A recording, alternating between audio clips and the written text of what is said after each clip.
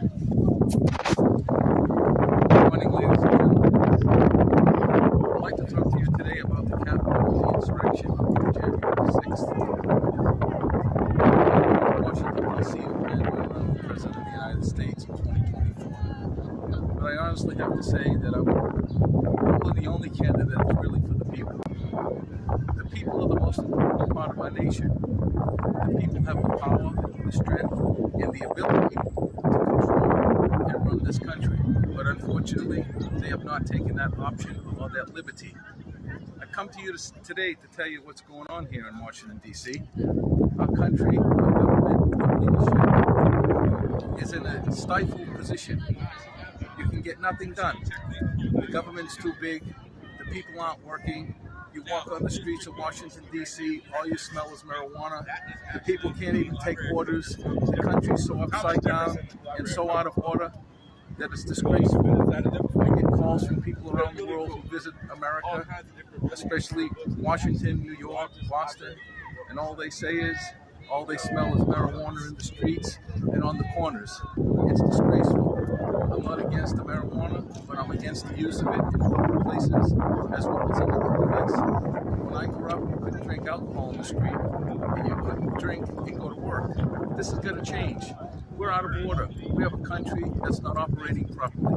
I've made several calls to representatives and organizations to have meetings. No one calls back. Since the COVID times, the people haven't returned to work. There's no excitement. Everybody in Washington says, Joe's got to go. And then they also say, dumb Trump. The problem with our country is almost $20 trillion in debt, or approximately, including Obama and Biden and Bush and Trump. Our country is out of control. We talked today about the debt ceiling. The debt ceiling's out of control because the politicians spend all the money. They come to Washington, D.C. for good looks and pocketbooks. Look at Donald. He's raising money from the people, from you people, to pay for his legal bills. When he said he wanted to make America great again, where's America being great again? There is no great again. America is being laughed at around the world. As I said back years ago, my mother and father taught me to build a house based on a strong foundation. Our foundation is broken. Our egg is cracked. And if we don't move quickly in this next election cycle in 2024, I'm sad to say that the bricks that are building against America are getting ready to be mortared. And once those bricks are mortared and those countries go against us and decentralize the U.S. dollar and create their own currencies to go against the U.S. dollar, America will lose dominancy. But the problem is, you've got our President Biden, who's biding time and Tony's blinking. They took too long in the Ukraine. They were not fast enough to act. We're spending more time in the Ukraine. Then now we're in Ireland, talking about Ireland and what's going on in Ireland, when you can't even understand what's going on in Washington, D.C. If you look out the White House window in Washington, D.C., down on Lafayette Park, you see homeless people in tents. But yet we're spending billions and billions of dollars in foreign interests, and we're being fueled by the special interest groups, which ought to be ashamed of themselves. America is in trouble. They're now talking about the debt ceiling. Now the Social Security is going to run out in 2031, according to Janet Yellen. This is a disgrace. While the people of America are so strong and resilient, and they give money, they donate money, we need to create organizations that support our future. I always said, when she's not happy, the home isn't comfortable. And I don't mean your wife or your girlfriend. I mean Social Security, health care, and education.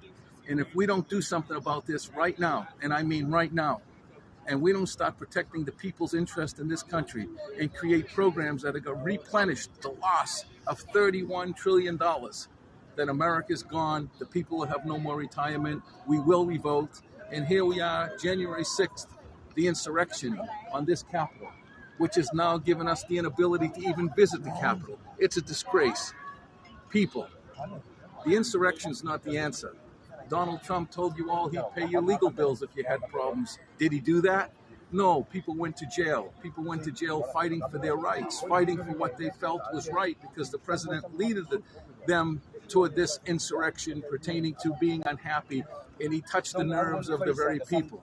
The nerves of the people are correct, but the way they did it was incorrect. The fact is that America must stand up, the people must stand up, and we must move forward as a nation, not by insurrection, not by attacking our politicians, but holding them accountable. I ask the people of the United States of America to please listen to me. Whether you vote for me or not, just please listen to me and give me a chance. I'm an independent candidate. There is no way that an independent candidate can win in the United States, because it's a controlled environment and there's only a two-party system. And today, the two parties brought us to $31 trillion in debt. I ask all of you Republicans, all of you Democrats, and specifically my constituents, the independents, we need to control this election, and we need to show this country who has the power to vote. I ask America for three things. One, we need to go on a diet. America needs to stop buying junk. America needs to stop overpaying for all this food and cost of living, which is a joke.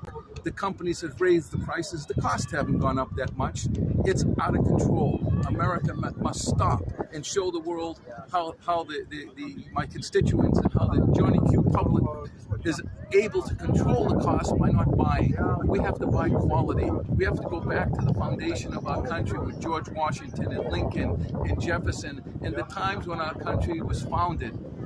The other issue is electing politicians. You have to stop electing good looks and pocketbooks. The politicians are coming here, they're saying whatever they want on the television, and the media is picking them up because they're saying outrageous things just to get free media. Once they get here to Washington, they do nothing. This country and this government is stifled. I've experienced myself in the last week that nothing is going on with your money. And if you elect me, I promise that I will take every administrative agency under the government of the United States. I will trim it, cut it, and make it better. And I will save more money and reduce the debt more than any president has ever done in the history of this country. Live from the Capitol.